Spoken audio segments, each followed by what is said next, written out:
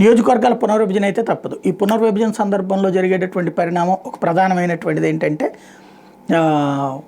ఏ ఏ రాష్ట్రానికి సీట్లు పెరుగుతాయి, ఉత్తరప్రదేశ్ పెరుగుతుంది, మహారాష్ట్ర పెరుగుతుంది, బీహార్ పెరుగుతాయి జనం ప్రాతిపదికన. అదే సందర్భంలో ఆంధ్ర పెరుగుతుంది, తమిళనాడు పెరుగుతుంది, తెలంగాణ పెరుగుతుంది, కేరళ పెరుగుతుంది, కర్ణాటక పెరుగుతాయి. కానీ ఇక్కడ జనాభా తక్కువ, పెరుగుదలలో తక్కువ తరుగుదల ఉంది కాబట్టి ఇక్కడ సీట్లు తక్కువగా పెరుగుతాయి.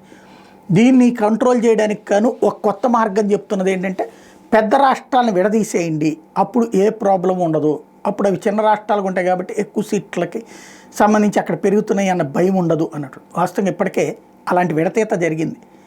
మధ్యప్రదేశ్ నుంచి అట్లాగే ఉత్తరప్రదేశ్ నుంచి ఉత్తరాఖండ్ విడిపోలేదా, మధ్యప్రదేశ్ నుంచి అటు ఇదే బీహార్ నుంచి జార్ఖండ్ విడిపోలేదా, ఇంతకుముందు విడిపోయినటువంటిది 4 రాష్ట్రాలు ఛత్తీస్గఢ్, మధ్యప్రదేశ్ నుంచి ఛత్తీస్గఢ్ విడిపోయినటువంటిది కావచ్చు.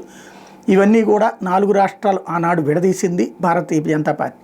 అదే సందర్భంలో కాంగ్రెస్ పార్టీ ఆ మధ్యన తెలంగాణని ఆంధ్ర నుంచి విడగొట్టినటువంటి పరిస్థితి ఉంది.